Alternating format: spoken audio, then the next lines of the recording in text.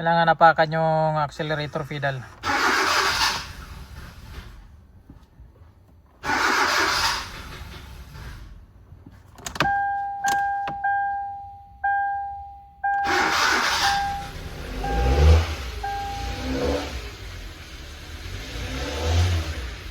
Ayan, kailangan nakaabang yung paa natin sa accelerator pedal bago tumuloy yung andar nya.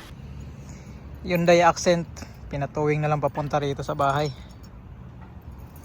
dahil hindi na makatakbo ng maayos. Pinaandar ko, maandar pa naman kaso wala na siyang acceleration, kaya hindi na makaakyat dito sa maliit lang na akyatin. Tingnan natin kung anong problema nito.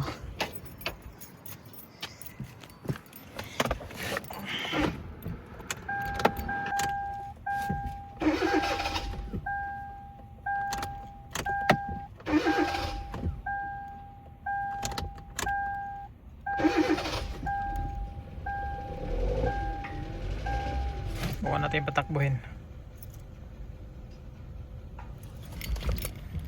Ayan, nagkaroon na siya ng check engine.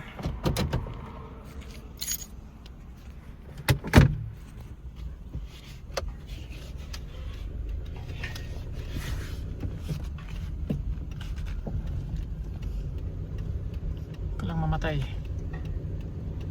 Ayan o. Walang power.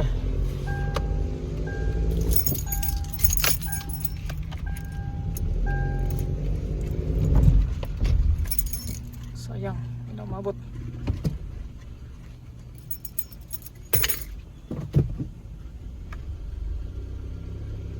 Kat. Yup. Bang. Yun, kakit din. Okay. Ito yung buti nakakit ha.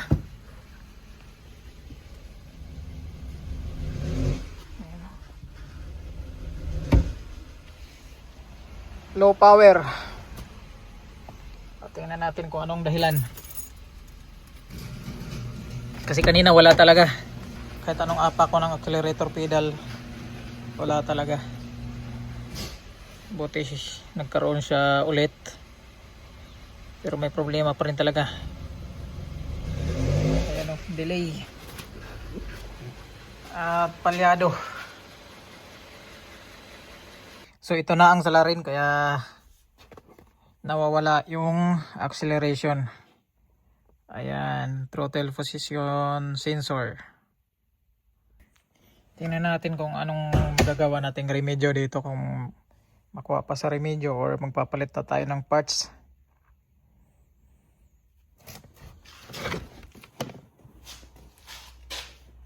Okay, so ito na yung throttle position sensor. At dyan nakalagay.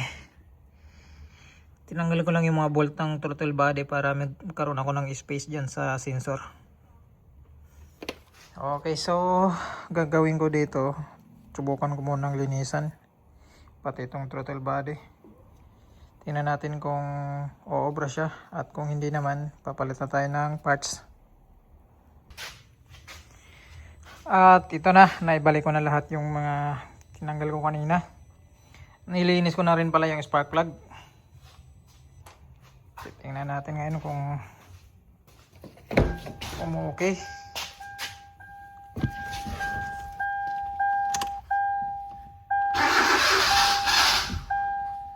Yun lang, mahirap mong start.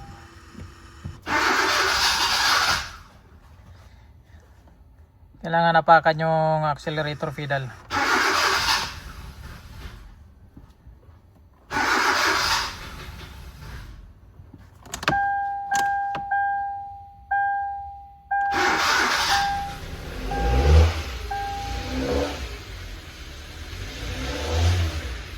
Ayan, kailangan nakaabang yung paa natin sa accelerator pedal bago tumuloy yung andar nya. At pagka accelerator ko, pagbagsak niya diretso patay. Ayan yun.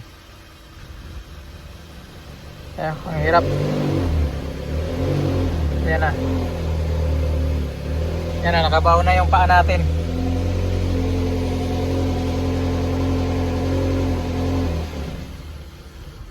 Ayun. So hindi obra, magpapalit tayo ng parts. So ayan, umukay na yung RPM nya. Ayan, meron na siyang acceleration. At hindi na rin siya namamatay pagka in-accelerate natin. Ayan, pagka bumaba yung minor nya, hindi na rin siya namamatay. Ang problema ko dito, ito pala yung pinalitan natin. Ayan, nagpalit na rin ako nito. Ang problema natin, yun o,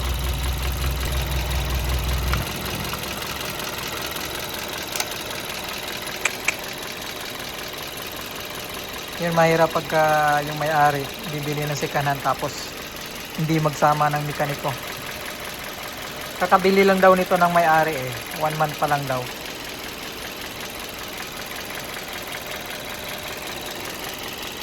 Kaya pagka bibili kayo, balayin yung magsama kayo ng mekaniko kung hindi nyo kabisado kung ano yung i-check. Tulad nito, mayroon siyang nabili na, actually mataas na rin yung ano nito, mileage, nasa 300 plus na rin. So sakit talaga to ng mga Hyundai pagka may edad na, ganito na lagi ang problema. Papangit na ng andar, lagitik na siya. Ayun o.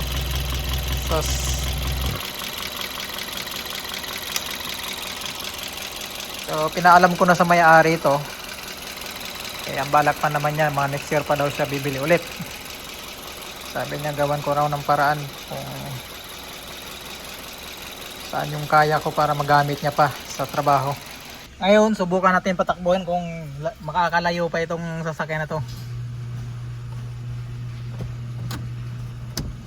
Good luck kung makabalik pa tayo dito.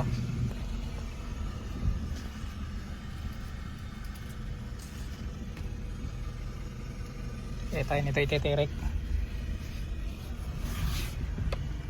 Good luck talaga.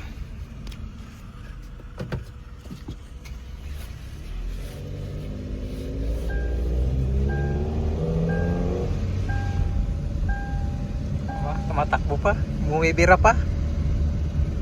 So pangit ang tunog. Ay Jesus, pastilan.